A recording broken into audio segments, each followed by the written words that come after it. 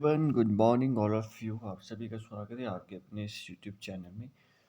आज मैं फिर से लेके आया हूँ नेक्स्ट सेशन, जो हमारा एनसीईआरटी क्लास 6 से लेके +2 तक के जो क्वेश्चन आंसर सीरीज है for UPSC PCS and all Indian government exam. तो मेरा इस सेक्टर में 8-9 सालों का एक्सपीरियंस है, तो उसी के बेस पे मैंने ये क्वेश्चनिंग बनाई है। मैंने इसमें स्पेसिफिक क्या है कि मैंने class by class, book by book, page by page और लाइन बाय लाइन जहाँ से भी क्वेश्चन बन सकते वहाँ से क्वेश्चन उठाए हैं।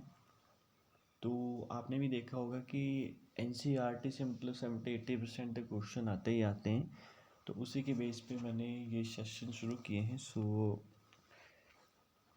चलिए टाइम वेस्ट नहीं करते और शुरू करते हैं। अगर वीडियो इन्फॉर्मेटिव लगे तो चैनल को सब्सक्राइब जरूर करिएगा, लाइक करिएगा एंड कमेंट करिएगा। क्वेश्चन 10,051 से शुरू है आज। तो मतलब 10,051 क्वेश्चन तक हम पहुंच गए हैं। 11,000 कंप्लीट आज हो जाएंगे। तो अगर सक्सेस होना है ज़िंदगी में, गवर्नमेंट जॉब चाहिए, तो आपको बार बार इन क्वेश्चन को रिवाइज करना है। क्वेश्चन यहीं से बनेंगे 100%। तो फर्स्ट क्वेश्चन है कि पश्चिमी घाट में झूम खेती को क्या कहते हैं? तो इसका उत्तर है कुमारी। हर एग्ज़ाम में झूम खेती से रिलेटेड क्वेश्चन पूछे जाते हैं। मैंने भी कई बार फेस किए हैं, कहीं से भी उठा के पूछ दिया जाता है कि यहाँ पे झूम खेती को क्या कहा जाता है। तो पश्चिमी घाट में, वेस्टर्न घाट में झूम खेती को क्या कहते हैं? तो कहते हैं कुमारी। अगला प्रश्न है दक्षिण पूर्वी राजस्थान में झूम को क्या कहते हैं? तो उसे कहते हैं वाल्ट्रे। तो कहाँ पे? दक्षिण पूर्वी राजस्थान में झूम खेती को क्या कहते हैं? वाल्ट्रे। नेक्स्ट क्वेश्चन है हिमालयन क्षेत्र में झूम खेती को क्या कहते हैं? उसका आंसर है खिल। तो हिमालयन क्षेत्र में झूम खेती को क्या कहते हैं? खिल कहते हैं। तो क्वेश्चन ये पूछा जाएगा कि खिल किसे कहते हैं? तो हिमालयन क्षेत्र में झूम खेती को खिल कहते हैं। वाल्ट्रे किसे कहते हैं? दक्षिण पूर्वी राजस्थान में झूम खेती को वाल्ट्रे कहते हैं। अगला प्रश्न है झारखंड में झूम खेती को क्या कहते हैं? इसका आंसर है कुरुवा। तो कुरुवा कहाँ पे झूम खेती को कहते हैं? तो झारखंड में। अगला प्रश्न है गहन जीविका कृषि क्या होती है? तो इसका आंसर है इस प्रकार की खेती उन क्षेत्रों में होती है जहाँ भूमि पर जनसंख्या का दबाव अधिक होता है। यह श्रम गहन रहती है, जहाँ अधिक उत्पादन के लिए अधिक मात्रा में जैव रासायनिक निवेश और सिंचाई का प्रयोग होता है। तो गहन जीविका कृषि क्या होती है? इस प्रकार की खेती उन क्षेत्रों में होती है जहाँ भूमि पर जनसंख्या का दबाव अधिक होता है। यह श्रम गहन रहती है, मतलब ज़्यादा श्रम इसमें लगता है, जहाँ अधिक उत्पादन के लिए अधिक मात्रा में जैव रासायनिक निवेश और सिंचाई का प्रयोग होता है। अगला प्रश्न है वाणिज्यिक कृषि किस प्रकार की कृषि होती है और कहाँ पर होती है? तो इसका आंसर है इस प्रकार की कृषि के लक्षण आधुनिक निवेशों और अधिक पैदावार देने वाले बीजों, रासायनिक उर्वरकों व कीटनाशकों के प्रयोग से उच्च पैदावार करना होता है। क्या क्वेश्चन है कि वाणिज्यिक, जो वाणिज्य कृषि है, किस प्रकार की कृषि होती है और कहाँ पे होती है? तो इसका आंसर है इस प्रकार की कृषि के लक्षण आधुनिक निवेशों जैसे अधिक पैदावार देने वाले बीजों, रासायनिक उर्वरकों व कीटनाशकों के प्रयोग से उच्च पैदावार करना होता है। तो कृषि के वाणिज्यिकरण के स्तर अलग अलग होते हैं। एक्स्ट्रा इन्फॉर्मेशन ये है कि कृषि के वाणिज्यिकरण के स्तर जो है डिफरेंट होते हैं। अगला प्रश्न है रोपण कृषि किसे कहते हैं? इसका आंसर है रोपण कृषि भी एक प्रकार की वाणिज्यिक खेती है। इस खेती में लंबे चौड़े क्षेत्र में एकल फसल बोई जाती है। रोपण कृषि उद्योग व कृषि के बीच एक अंतरापृष्ठ है। इससे प्राप्त सारा माल कच्चे माल के रूप में उद्योगों में इस्तेमाल होता है। तो रोपण कृषि किसे कहते हैं? रोपण कृषि भी एक प्रकार की वाणिज्यिक खेती है। इस खेती में लंबे चौड़े क्षेत्र में एकल फसल बोई जाती है, मतलब एक ही फसल बोई जाती है। रोपण कृषि उद्योग व कृषि के बीच एक अंतरापृष्ठ है। इससे प्राप्त सारा माल कच्चे माल के रूप में उद्योगों में इस्तेमाल होता है। रोपण कृषि का एग्जाम्पल हम धान के रूप में ले सकते हैं। अगला प्रश्न है असम व उत्तरी बंगाल में रोपण कृषि के अंतर्गत कौन सी खेती की जाती है? तो इसका उत्तर है चाय की खेती। कहाँ पे? असम व उत्तरी बंगाल में रोपण कृषि के अंतर्गत कौन सी खेती की जाती है? तो चाय की खेती। तो चाय की खेती कौन सी खेती है? रोपण खेती। नेक्स्ट क्वेश्चन है कि कर्नाटक में रोपण फसलें कौन सी है, तो इसका आंसर है कॉफ़ी। तो कॉफ़ी कर्नाटक में कौन सी फसल है, रोपण खेती से कहते हैं। नेक्स्ट टॉपिक है सस्य प्रारूप। क्वेश्चन है कि भारत में कितने प्रकार के सस्य यानी कि कृषि ऋतु में पाई जाती है, तो इसका आंसर है भारत में 3 सस्य ऋतु। सस्य यानी कि सस्यों को कहते हैं कृषि भी, ठीक है, इसका सिनोनिम है, मतलब ये सस्य का सिनोनिम है, कृषि भी कहते हैं। तो भारत में 3 सस्य मतलब कृषि ऋतु पाई जाती हैं। तो अगला है भारत में कौन सी ऋतु में पाई जाती है, तो इनकी कृषि ऋतु में पाई जाती है, तो इसका आंसर है रवि, खरीफ और जायद। कौन कौन सी है भारत में, कौन कौन सी ऋतु में पाई जाती है, रवि, खरीफ और जायद। अगला क्वेश्चन है कि रवि की फसल कब बोई जाती है, उसे क्या कहते हैं। इसका आंसर है रवि की फसल शीत फसल होती है। कौन सी फसल होती है, रवि की फसल शीत फसल होती है। उसे अक्टूबर से दिसंबर के मध्य में बोया जाता है। वो ग्रीष्म काल में अप्रैल से जून तक काटा जाता है। ठीक है, फसलों से भी मैक्सिमम क्वेश्चन पूछे जाते हैं, तो इसलिए याद रखना कि रबी की फसल कब बोई जाती है। रबी की फसल को हम कौन सी फसल कहते हैं, सबसे पहले शीत की फसल, ये अक्टूबर से दिसंबर के मध्य बोई जाती है और ग्रीष्म काल में अप्रैल से जून तक काटी जाती है। अगला क्वेश्चन है कि गेहूँ, जौ, मटर, चना, सरसों आदि किसकी फसलें हैं, तो यह है रबी की फसलें। और कौन सी, गेहूँ, जौ, मटर, चना, सरसों आदि किसकी फसलें हैं, तो ये रबी की फसलें हैं। और ऑप्शन है भारत के किन स्थानों पर रबी की फसल उगाई जाती है, तो इसका आंसर है रबी की फसल उत्तर व उत्तर पश्चिमी पंजाब, हरियाणा, हिमाचल प्रदेश, जम्मू कश्मीर, उत्तराखंड, उत्तर प्रदेश में बोई जाती है। भारत के किन स्थानों पर रबी की फसल उगाई जाती है, तो उसका आंसर है रबी की फसल उत्तर व उत्तर पश्चिमी पंजाब, हरियाणा, हिमाचल प्रदेश, जम्मू कश्मीर, उत्तराखंड और उत्तर प्रदेश में बोई जाती है। नेक्स्ट क्वेश्चन है कि रबी की फसल किस से वर्षा धारण करती है, तो इसका आंसर है रबी की फसल शीत ऋतु में शीतोष्ण पश्चिमी विक्षोभ वाली वर्षा से लाभ लेती है। तो रबी की फसल किस से वर्षा धारण करती है, रबी की फसल शीत ऋतु में शीतोष्ण पश्चिमी विक्षोभ वाली वर्षा से लाभ लेती है। तो अगला क्वेश्चन है कि किस क्रांति की सफलता के कारण भारत के कुछ राज्यों में रबी की फसल में वृद्धि हुई, राज्यों में है सॉरी, कुछ राज्यों में जो है रबी की फसल में वृद्धि हुई थी, ये किसके कारण हुई थी, तो कहाँ कहाँ पे हुई थी, पंजाब में, हरियाणा में, पश्चिमी उत्तर प्रदेश में, राजस्थान के कुछ भागों में। हरित क्रांति की सफलता के कारण रबी की फसल में वृद्धि हुई थी। तो एक बार ये क्वेश्चन सीधा ही पूछ लिया गया था कि हरित क्रांति जो हुई थी वो कहाँ कहाँ पे हुई थी। ये स्टेट सीधे दे दिए थे, जैसे पंजाब, हरियाणा, पश्चिमी उत्तर प्रदेश की जगह वो डाला था उसने उत्तरी, मतलब उत्तरी उत्तर प्रदेश, मतलब नॉर्दर्न उत्तर प्रदेश डाला था यहाँ पे। राजस्थान के कुछ भागों में भी इसमें वृद्धि हुई थी। ठीक है, अगला प्रश्न है खरीफ किस ऋतु की फसल है, उत्तर है खरीफ मानसून की फसल है, वो जून में बोई जाती है, वो सितंबर अक्टूबर में काटी जाती है। तो खरीफ किस ऋतु की फसल है, खरीफ मानसून फसल है, वो जून में बोई जाती है, सितंबर अक्टूबर में काटी जाती है। अगला प्रश्न है खरीफ की फसलें कौन सी हैं, इसका आंसर है चावल, मक्की, ज्वार, बाजरा, तूर, अरहर, मूंग, उड़द, कपास, मूंगफली, सोयाबीन आदि खरीफ की फसलें हैं। तो खरीफ की फसलें कौन कौन सी हैं, चावल, मक्की, ज्वार, बाजरा, तूर, अरहर, मूंग, उड़द, कपास, मूंगफली, सोयाबीन आदि।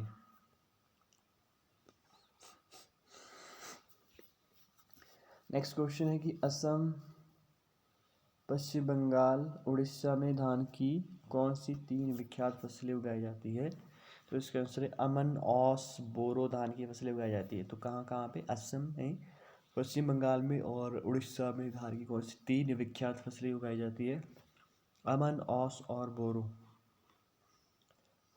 अगला प्रश्न है कि जायद की फसल कब बोई जाती है, तो इसका आंसर है रबी व खरीफ के बीच ग्रीष्म ऋतु में बोई गई फसल जायद की होती है।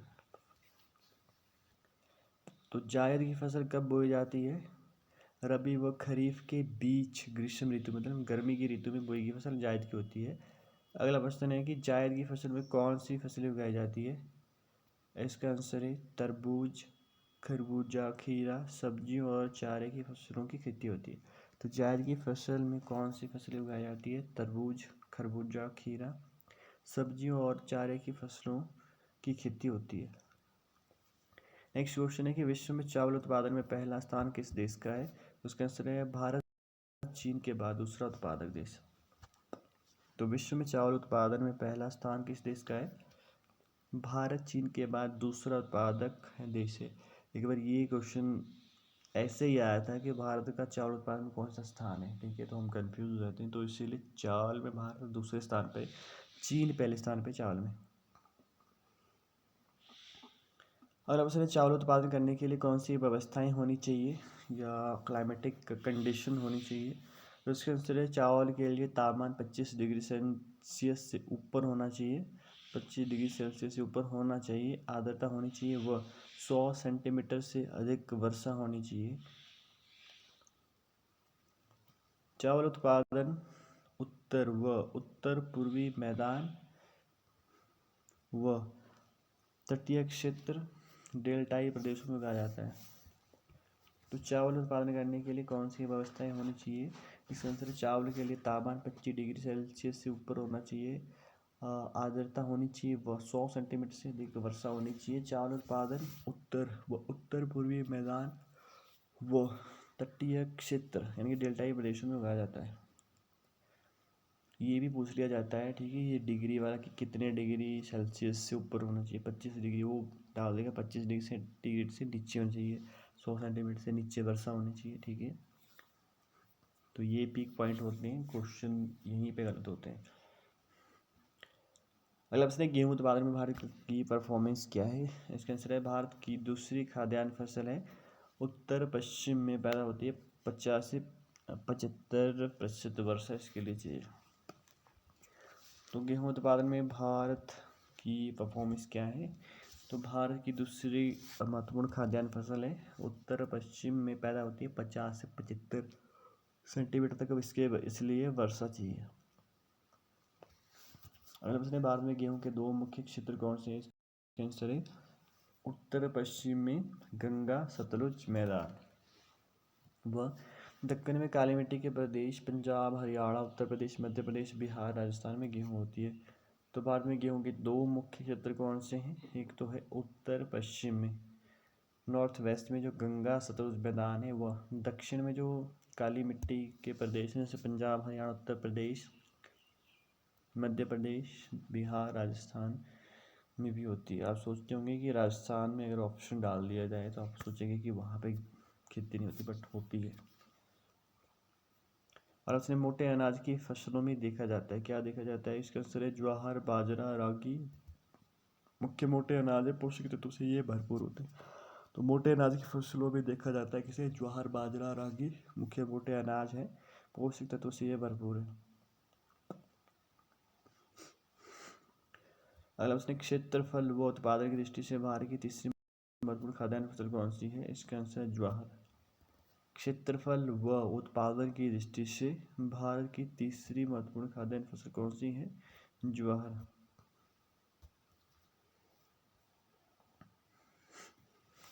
रागी की फसल कहाँ उगाई जाती है? इसका आंसर है रागी में लोहा यानी कि आयरन, कैल्शियम और सूक्ष्म पोषक भरपूर मात्रा में मिलते हैं। आर्द्र क्षेत्रों में उगने के कारण इसके लिए सिंचाई की आवश्यकता नहीं होती। महाराष्ट्र, कर्नाटक, आंध्र प्रदेश में इसकी खेती की जाती है। तो रागी की फसल कहाँ भी उगाई जाती है? रागी में लोहा, कैल्शियम और सूक्ष्म जो पोषक भरपूर मात्रा में मिलते हैं। आर्द्र मतलब गर्म एरिया में उगने के कारण इसके लिए सिंचाई की आवश्यकता नहीं होती। महाराष्ट्र, कर्नाटक, आंध्र प्रदेश में इसकी खेती होती है। नेक्स्ट क्वेश्चन है कि बाजरा की खेती से संबंधित महत्वपूर्ण तथ्य क्या क्या है?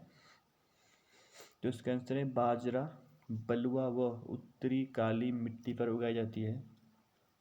राजस्थान, उत्तर प्रदेश, महाराष्ट्र, गुजरात, हरियाणा में उगाई जाती है।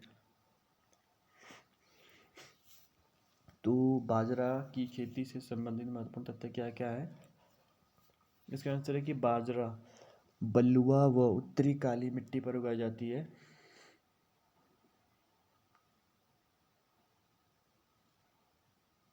राजस्थान, उत्तर प्रदेश, महाराष्ट्र, गुजरात, हरियाणा में उगाई जाती है। अगला प्रश्न है, रागी की फसल किस क्षेत्र में उगती है या जलवायु में होती है? तो इसका आंसर है रागी शुष्क क्षेत्र में होती है। लाल काली, बलुआ, दोमट, उत्तरी काली मिट्टी में उगती है। कर्नाटक, हिमाचल प्रदेश, उत्तराखंड, सिक्किम, झारखंड, आंध्र प्रदेश में उगाई जाती है। तो रागी की फसल किस क्षेत्र में उगती है या किस जलवायु में उगती है? तो रागी शुष्क क्षेत्र में उगती है। लाल काली, बलुआ, दोमट, उत्तरी काली मिट्टी में उगती है। जैसे कर्नाटक हो गया, हिमाचल प्रदेश, उत्तराखंड, सिक्किम, झारखंड और आंध्र प्रदेश में उगती है। अगला क्वेश्चन है कि मक्का की फसल के लिए कितना तापमान चाहिए होता है? तो इसका आंसर है कि मक्का खरीफ की फसल है। 21 डिग्री सेंटीग्रेड से 27 डिग्री तक इसके लिए तापमान चाहिए। पुरानी जलोढ़ मिट्टी में अच्छी तरह से होते हैं। कौन सी है? पुरानी जलोढ़ मिट्टी में। बिहार जैसे राज्य में मक्का रबी की ऋतु में उगाई जाती है। बिहार जैसे राज्य में मक्का जो है रबी की ऋतु में उगाई जाती है। कर्नाटक, मध्य प्रदेश, उत्तर प्रदेश, बिहार, आंध्र प्रदेश, तेलंगाना में उगाई जाती है। तो नेक्स्ट क्वेश्चन है कि दाल उत्पादन में भारत का स्थान कौन सा है? भारत विश्व में दालों का सबसे बड़ा उत्पादक है तथा उपभोक्ता है। उत्पादक का मतलब होता है कि पैदा करने वाला, और उपभोक्ता मतलब जो हम खाने के लिए यूज़ करते हैं, मतलब खाते भी सबसे ज़्यादा हम ही हैं। उपभोक्ता मतलब उपभोग करने वाले, खरीदने वाले। नेक्स्ट क्वेश्चन है कि किस फसल को छोड़कर सभी दालें वायु से नाइट्रोजन लेकर भूमि की उर्वरता बनाए रखते हैं? तो इसका आंसर है अरहर को छोड़कर अन्य सभी दालें वायु से नाइट्रोजन लेकर भूमि की उर्वरता बनाए रखते हैं। तो क्या क्वेश्चन है कि किस फसल को छोड़कर सभी दालें वायु से नाइट्रोजन लेकर भूमि की उर्वरता बनाए रखती है? तो इसका आंसर है अरहर को छोड़कर अन्य सभी दालें वायु से नाइट्रोजन लेकर भूमि की उर्वरता बनाए रखते हैं।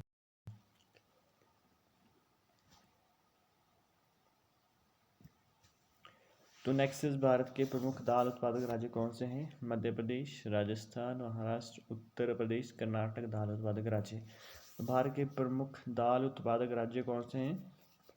मध्य प्रदेश है, राजस्थान है, महाराष्ट्र है, उत्तर प्रदेश है, कर्नाटक है। नेक्स्ट टॉपिक इज खाद्यान्नों के अलावा अन्य खाद्य फसलें। गन्ना। भारत में गन्ना की फसल किस जलवायु में पाई जाती है? तो इसका आंसर है गन्ना उष्ण व उपोष्ण कटिबंधीय फसल है। तो गन्ना कैसी फसल है? उष्ण व उपोष्ण कटिबंधीय फसल है। नेक्स्ट क्वेश्चन इज गन्ना उत्पादन के लिए कितने तापमान व वर्षा की आवश्यकता होती है? इसका आंसर है कि 21 डिग्री से 27 डिग्री तक तापमान व 75 से 100 सेंटीमीटर तक वर्षा होनी चाहिए। वह आर्द्र व शुष्क जलवायु में बोई जाती है। तो गन्ना आर्द्र व शुष्क मतलब दोनों जलवायु में बोई जाती है। नेक्स्ट क्वेश्चन इज भारत का गन्ना उत्पादन में कौन सा स्थान है विश्व में? इसका आंसर है ब्राजील के बाद भारत दूसरा उत्पादक देश है। तो गन्ना उत्पादन में भारत का कौन सा स्थान है? दूसरा स्थान है। इसके बाद ब्राजील में सबसे ज़्यादा गन्ना होता है, उसके बाद भारत में होता है। ठीक है। और प्रश्न है कि गन्ना भारत में प्रमुखतया किन राज्यों में उगाई जाती है? तो इसका आंसर है उत्तर प्रदेश, महाराष्ट्र, कर्नाटक, तमिलनाडु, आंध्र प्रदेश, तेलंगाना, बिहार, पंजाब, हरियाणा में उगाई जाती है। तो सबसे ज़्यादा गन्ना उत्तर प्रदेश में उगाई जाती है। ठीक है। उसके बाद महाराष्ट्र में भी, कर्नाटक में भी, तमिलनाडु में भी, आंध्र प्रदेश में, तेलंगाना, बिहार, पंजाब, हरियाणा में भी उगाई जाती है।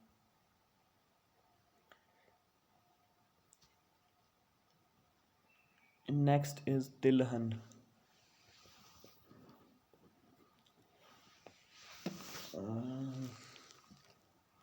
क्वेश्चन है कि 2015 के आंकड़ों के अनुसार भारत का विश्व में तिलहन उत्पादन में कौन सा स्थान था? तो इसका आंसर 2015 में भारत विश्व में चीन के बाद दूसरा उत्पादक था तिलहन में। नेक्स्ट क्वेश्चन इज तोरिया उत्पादन में भारत का विश्व में कौन सा स्थान है 2015 में था? तो तोरिया उत्पादन में भारत कनाडा व चीन के बाद तीसरा उत्पादक था। तो तिलहन में दूसरा चीन के बाद और तोरिया में तीसरा, इसके बाद कनाडा व चीन के बाद। अगला प्रश्न है कि देश में कुल बोए गए क्षेत्र में कितने प्रतिशत भाग पर तिलहन की फसलें उगाई जाती है? इसका आंसर 12% भाग पर।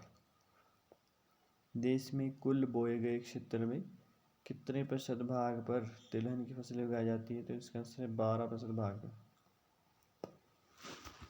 देश में कुल बोए गए क्षेत्र में कितने प्रतिशत भाग पर तिलहन की फसलें उगाई जाती है? तो तिलहन की फसलें 12% भाग पर बोई जाती है। भारत में कौन कौन सी प्रमुख तिलहन फसलें उगाई जाती है? इसका आंसर है मूंगफली, सरसों, नारियल, तिल, सोयाबीन, अरंडी, बिनोला, अलसी, सूरजमुखी आदि फसलें उगाई जाती है। तो क्वेश्चन ये भी पूछा जाएगा कि तिलहन की फसलें इनमें से कौन सी है? तो अगर नारियल ऑप्शन डाल दिया जाएगा तो हर बंदा सोचेगा कि नारियल जो तिलहन की फसल नहीं है। तो इसलिए याद रखना कि तिलहन की फसलें कौन कौन सी है। मूंगफली है, सरसों है, नारियल है, तिल है, सोयाबीन, अरंडी, बिनोला, अलसी, सूरजमुखी आदि। नेक्स्ट क्वेश्चन है, मूंगफली कौन सी फसल है? इसका आंसर है मूंगफली खरीफ की फसल है। यह देश में मुख्य तिलहनों की कुल उत्पादन का आधा भाग इसी फसल से प्राप्त होता है। मतलब कुल जो तिलहन फसलें हैं उसमें से आधा भाग किसका है? मूंगफली का है।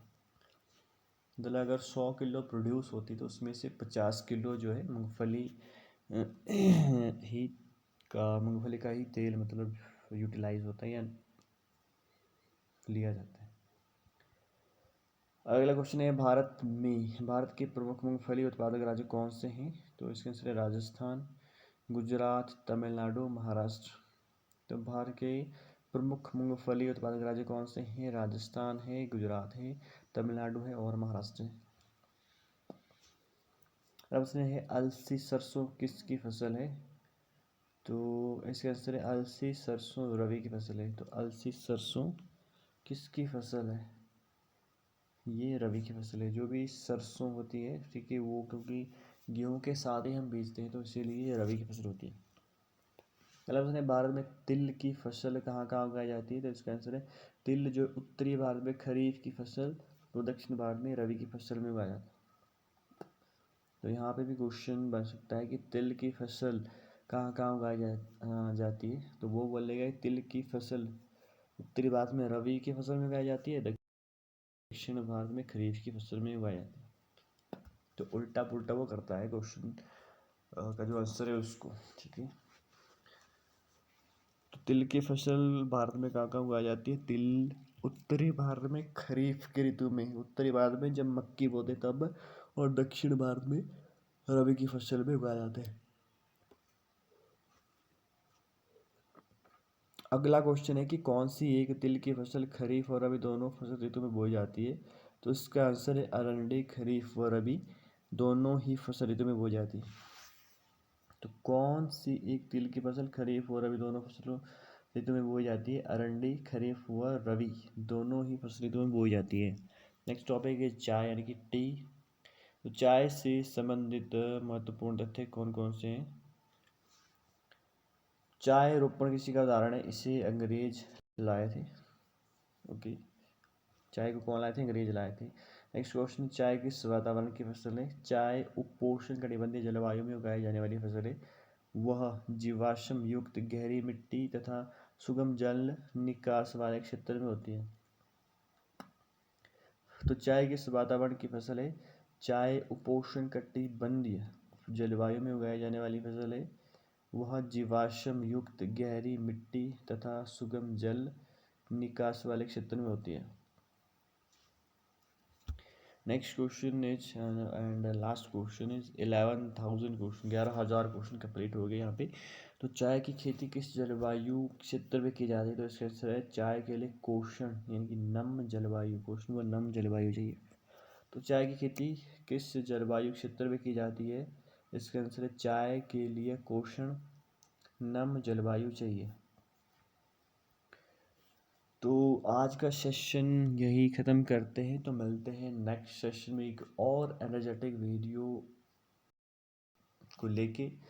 सो बस यही रिक्वेस्ट करना चाहूँगा कि अगर आपको किसी भी गवर्नमेंट एग्ज़ाम में सक्सेस होना है या ज़िंदगी में सक्सेस होना है तो चीज़ों को बार बार रिवाइज़ करना है। तो 11,000 क्वेश्चन हो गए, इतने सारे क्वेश्चन हो गए, आपका मतलब क्वेश्चन यहाँ पे आपको मिलेगा ही मिलेगा। तो thank you very much for watching the video. अगर अच्छी लगे, इन्फॉर्मेटिव लगे तो चैनल को सब्सक्राइब जरूर करिएगा। एक लाइक तो यार बनता है, इतनी मेहनत लगती है इसको बनाने में। तो ऊपर वाले से ये रिक्वेस्ट करना चाहूँगा या दुआ करना चाहूँगा कि आप ज़िंदगी में दिन दुगनी रात चौगुनी करें। सो जय हिंद, जय भारत, भारत माता की जय, जय श्री कृष्ण।